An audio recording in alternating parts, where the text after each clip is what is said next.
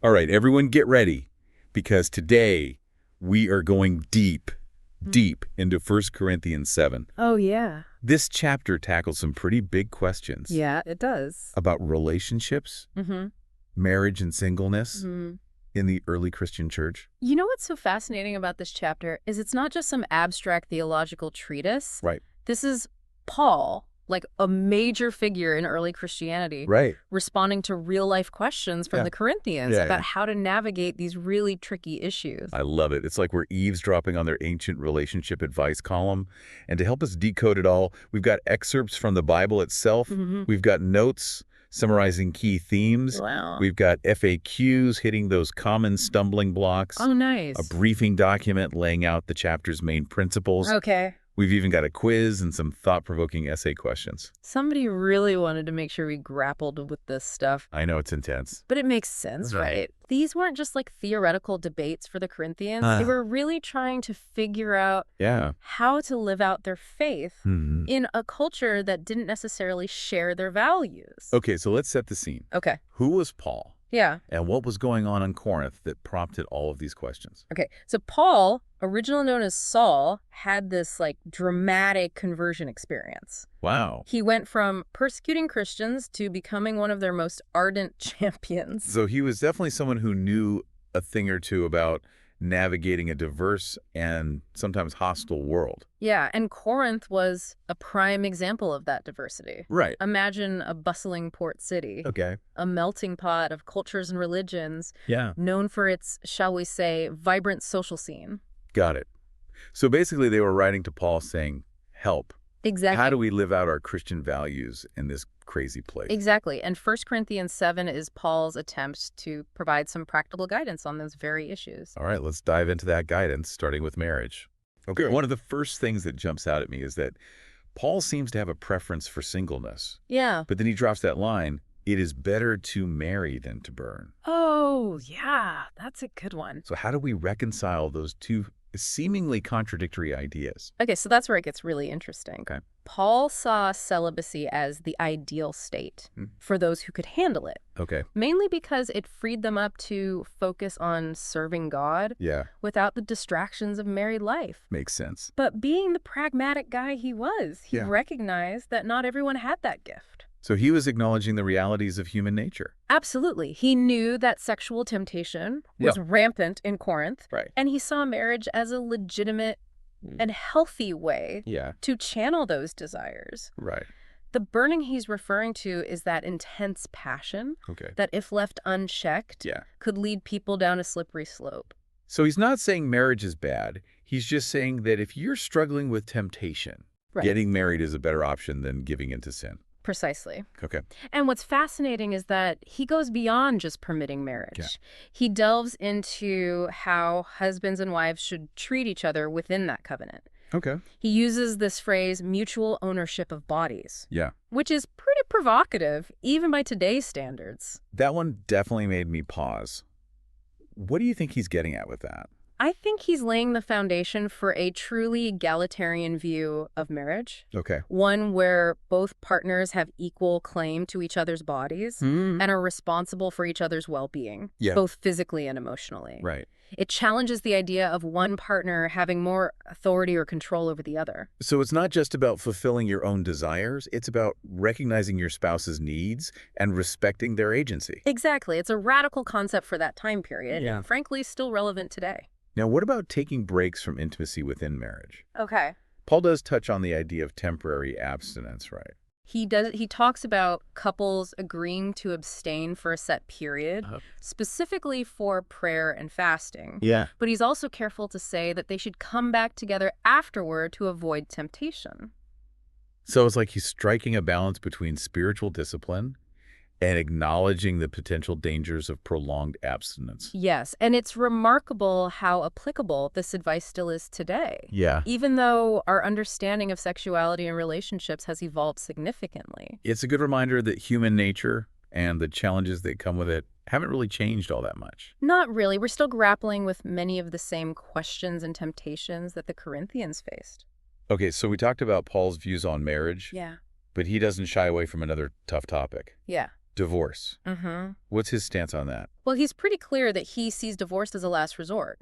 Okay. He strongly advocates for reconciliation whenever possible, Right. emphasizing the importance of forgiveness and working through problems within the marriage. He doesn't mince words, does he? No. He straight up says, let not the wife depart from her husband. Yep. But then he goes on to address situations where one spouse is a believer and the other isn't. Right. What happens then? That's where things get a bit more nuanced. Okay. Paul recognizes that mixed faith marriages present unique challenges. Right. He advises the believing spouse to stay in the marriage. Okay. If the unbelieving partner is willing, Yeah. emphasizing that their faith might have a positive influence on the relationship and even on their children. So it's not just about staying together for appearances. It's about the potential for spiritual growth and transformation within the marriage. Yes, but he also acknowledges that if the unbelieving spouse chooses to leave, the believing spouse is not obligated to stay. Okay. Paul emphasizes the importance of living in peace, recognizing that sometimes separation is unavoidable. It sounds like he's trying to balance the ideal of marital unity with the realities of complex and often painful situations. Absolutely. And it's important to remember that this topic can be incredibly sensitive even today. Yeah, for sure. We all come to these discussions with our own experiences and beliefs. Right. There's no one-size-fits-all answer. Definitely not. It's about seeking wisdom and applying these principles with discernment and compassion. Absolutely. Speaking of seeking wisdom, let's shift gears and talk about Paul's views on singleness. Okay. We know he personally preferred it, but what were his reasons? He saw singleness as a unique opportunity to dedicate oneself fully to serving God without the distractions and responsibilities that come with marriage. Right. He uses himself as an example, saying, I would that all men were even as I myself. But he's quick to add that he's not putting marriage down. Exactly. He acknowledges that not everyone has the same gift for celibacy. Right. He's not advocating for some sort of hierarchy where singleness is inherently better than marriage. Right. He's simply saying that God calls different people to different paths. Yeah. And each path has its own unique blessings and challenges. So it's about discerning your own calling and living in a way that honors God, regardless of your relationship status. Precisely. And what's interesting is that he doesn't shy away from the challenges that come with both singleness and marriage. Yeah. He even goes so far as to say that those who marry have trouble in the flesh. Right. He's not saying marriage is bad, but he's being realistic about the fact that it comes with its own set of difficulties. Right. I think that's something we can all relate to, whether we're married or single. Life is full of challenges no matter what path you choose. Absolutely. And I think that's one of the things that makes Paul's teaching so enduring. Yeah. He's not afraid to acknowledge the complexities of human experience. Yeah. And he offers practical guidance for navigating those complexities in a way that honors God. So how does this all connect to that other recurring theme in 1 Corinthians 7? Okay. That idea of living with an awareness of eternity. Yeah. Uses that phrase, the time is short, quite a bit. What's he getting at there? This is where Paul's perspective really zooms out to a cosmic level. Wow. He's reminding us that our time on earth is fleeting compared to the eternity that awaits us. Right. And he encourages us to live accordingly, not getting too caught up in the things of this world. Okay. Whether it's material possessions, fleeting pleasures, or even our own anxieties and worries. It's like he's saying, don't sweat the small stuff. Keep your eyes on the prize. Exactly. And he even connects this to the idea of stewardship. Okay. Using our resources wisely and not clinging too tightly to anything. I think that message is particularly relevant in our consumer-driven society. Yeah. It's so easy to get caught up in the pursuit of more. Yeah. But Paul reminds us that ultimately it's all temporary. It is a powerful thought, isn't it? And it applies to all of us, regardless of our relationship status. Whether we're married or single, we're all called to live with an eternal perspective. Now, another phrase that really grabbed my attention is, live as you are called. Okay. It sounds so simple, yet it's packed with meaning. Yeah. What do you make of that? This is where Paul gets really practical again. Okay. He's essentially saying, don't try to be someone you're not. Embrace who God has made you. Yeah. and live out your faith within the circumstances you find yourself in. And he uses some very specific examples, Yeah. right? Like whether one is circumcised or uncircumcised, a slave or free. Exactly. Those were major social markers in that culture. Yeah. And they came with a lot of baggage. Right. But Paul is saying those things don't matter in the eyes of God. Okay. What matters is your heart, your commitment to following Christ and living in accordance with his teaching. So it's not about trying to fit into some external mold. Right. It's about finding freedom within your own unique calling. That's the beauty of it. Yeah. True freedom doesn't come from conforming to societal expectations or striving for some ideal state. Right. It comes from surrendering to God's will for your life, wherever that may lead you. This has been incredible. Yeah. I feel like we've only just begun to scratch the surface of 1 Corinthians 7. Yeah, for sure. We'll definitely need to continue this deep dive in our next episode. We will. Until then, what's one thing you think listeners should ponder based on what we've discussed so far? I think it's worth reflecting on how Paul's overarching message of discerning your own calling and living with an eternal perspective resonates with you personally. How do these ancient words speak to your own life and choices? Such a great question to sit with. It is. We'll be back in the next episode to continue our exploration of this fascinating chapter. Sounds good. Welcome back. Last time we dove headfirst into 1 Corinthians 7, and I'm still reeling from some of the insights Paul offered about marriage and singleness in the early church. It's remarkable, isn't it? How these centuries-old texts can still spark such lively discussions and personal reflections today. And today, I'm especially curious to unpack what Paul had to say to unmarried individuals in Corinth. Okay. It seems like he had some pretty specific advice for them. Yeah. Especially those considering marriage.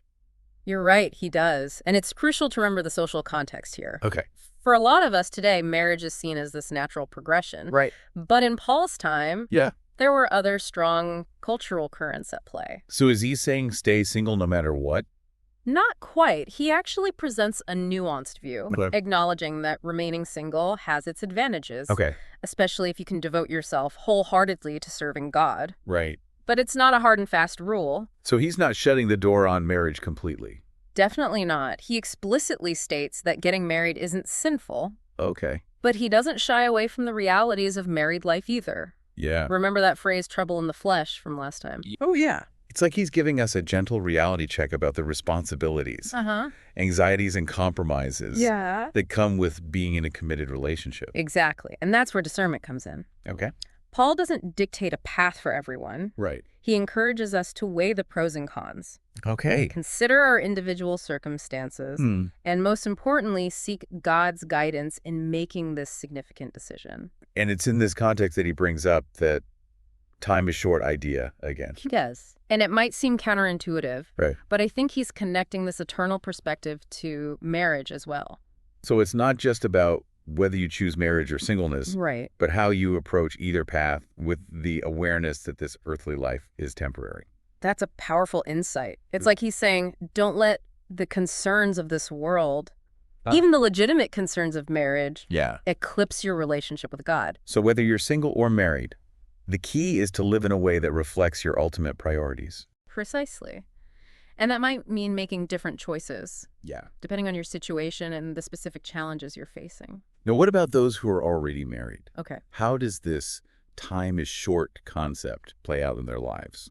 Well, Paul uses this rather startling phrase. Okay. He encourages married couples to live as though they were not married. Whoa, hold on. Is he suggesting some kind of spiritual separation within marriage? No, not at all. Okay. It's not about neglecting your spouse. Okay. Or withdrawing emotionally. Okay. It's more about perspective, keeping your priorities straight. So it's about maintaining that spiritual focus. Yeah. Even amidst the busyness and demands of married life. Exactly. And this applies to all areas of life, not just marriage. Okay. Paul uses a series of striking contrasts. Okay. Those who weep as though they wept not. Yeah. Those who rejoice as though they rejoiced not. Those who buy as though they possess not. It's like he's saying, don't let your emotions or possessions have the final say. Keep your heart anchored to what truly matters. You've got it. It's about cultivating a sense of detachment from the things of this world, knowing that ultimately they are fleeting. So it's not about denying our emotions or rejecting material possessions entirely. No. It's about keeping them in their proper place. Absolutely. And this leads to that powerful statement, and they that use this world as not abusing it, for the fashion of this world passeth away. It's a profound reminder that we are stewards of what we've been given, called to use our resources wisely and not become enslaved to them. And that stewardship applies to our talents and our relationships as well. Wow, that really expands the scope of what Paul is saying. It does. It challenges us to think deeply about how we're living our lives in every aspect. It certainly does. Now, before we move on, I'd like to touch on another group Paul specifically addresses in this chapter. Okay. Widows. Oh, yes. This is a section that often gets overlooked. It is. But it offers some fascinating insights into the social dynamics of that time. And Paul's advice might surprise some people. I am all ears. Yeah. Lay it on me. Well, just like with unmarried individuals, Paul encourages widows to remain single if they can. Okay. He suggests that it could bring them greater happiness and allow them to focus more fully on serving the Lord. So he's not forbidding remarriage, but he's presenting singleness as a potentially more fulfilling option. Exactly. Right. But he also recognizes that not all widows will feel this way. Right. He says, but if her husband be dead, she is at liberty to be married to whom she will, only in the Lord. Okay, so there's that crucial caveat again. Yep. If they do choose to remarry, Yeah. it should be to another believer. Precisely. But what I find particularly intriguing is that he seems to grant widows more agency in this decision compared to unmarried women. You're right. He talks about fathers giving their daughters in marriage. Yeah. But widows are depicted as having more freedom to choose for themselves. And that hints at a shift in social dynamics. Widowhood, in a sense, granted women a level of independence that unmarried women didn't necessarily possess. That's fascinating. Yeah. It shows how Paul's teachings were both rooted in the cultural context of his time, and in some ways challenged those norms. Exactly. And it's a valuable reminder that when we're interpreting Scripture, we need to consider both the historical context and the timeless principles that transcend those specific circumstances. Okay, so we've covered a lot of ground in this section. We have. We've talked about Paul's advice for unmarried individuals, Yeah. the importance of living with an eternal perspective, and his surprisingly progressive views on widowhood. And we've seen how his teachings offer both practical guidance and profound spiritual challenges, all while encouraging us to think critically and discern our own paths. It's amazing how this one chapter can be so packed with wisdom and relevance. It is. Even centuries later. For sure. I can't wait to unpack even more in our final segment. I'm looking forward to it too. There's still so much to explore in Paul's message to the Corinthians. Welcome back to our deep dive into 1 Corinthians 7. It's been quite a journey. It really has. Exploring Paul's advice on marriage singleness and how to live out your faith in a complex world. We've covered a lot of ground, but it feels like there's still so much to uncover in this chapter. You're absolutely right. Paul packs a lot into these verses. But in this final segment, let's try to synthesize what we've learned and consider what it all means for us today. Sounds good. So where do we even begin? Well, one overarching theme that resonates throughout this chapter is the importance of discernment. That idea of carefully considering your options, weighing the pros and cons, and seeking God's guidance in making decisions. Precisely. And this applies to every area of life, but especially when it comes to major life choices like marriage. Because as we've seen, Paul makes it clear there's no one-size-fits-all answer right. Exactly. He recognizes that God equips individuals with different gifts. Some are called to marriage, others to singleness. And there's no inherent right or wrong answer, as long as you are following your heart and seeking God's will for your life. That's such a liberating message. It frees us from the pressure of conforming to societal expectations or feeling like we have to force ourselves into a particular mold. Absolutely. And it underscores the idea that our identity isn't rooted in our relationship status, but in our relationship with Christ. Right. Whether you're married or single, you are first and foremost a child of God. And that should inform our values, priorities, and how we engage with the world around us. Now, another takeaway that really resonated with me was Paul's emphasis on mutual respect within marriage. You're talking about that potent phrase, mutual ownership of bodies. Yes. Such a striking phrase. And honestly, it challenges us to think about intimacy in a whole new light. It shifts the focus from simply fulfilling your own desires to considering your partner's needs and desires as well. It's about recognizing that your bodies aren't just your own, but gifts to be shared and cherished with reverence and mutual consent. It's a radical concept even by today's standards. We're bombarded with messages that emphasize self-gratification and instant pleasure. But Paul's teaching elevates intimacy to something far deeper and more meaningful. It's about connection, communication, and genuine self-giving within the context of a committed relationship. Precisely. Another theme woven throughout this chapter is that tension between the temporal and the eternal. Ah, yes. That powerful reminder that the time is short and that we should be living with an eternal perspective. It's so easy to get swept up in the day-to-day worries and anxieties of life. But Paul encourages us to keep our eyes fixed on the ultimate goal, our relationship with God and the promise of eternal life. And that doesn't mean we have to reject everything in this world, right? Right. It's not about denial or deprivation. It's about holding things loosely, not clinging too tightly to possessions, fleeting pleasures, or even our own ambitions. It's about recognizing that everything in this life is temporary, and that our true hope lies in something beyond ourselves. And that perspective can be incredibly liberating. It allows us to navigate the ups and downs of life with a sense of peace and purpose, knowing that our true home is not here. I love that. It reminds me that regardless of our circumstances or struggles, we have a hope that transcends the limitations of this world.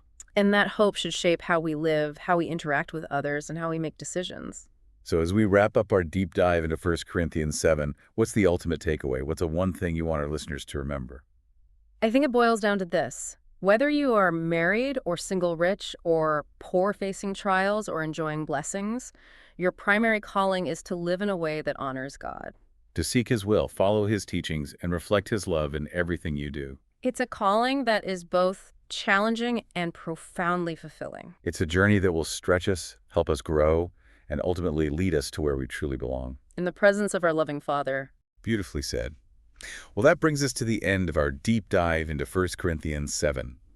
It's been an incredible journey unpacking this timeless text and discovering its relevance for our lives today. I hope our listeners have been challenged and inspired by this conversation. And that they'll continue to reflect on these questions and seek God's guidance in their own personal journeys. Until next time, may you find peace, purpose, and joy in living out your unique calling.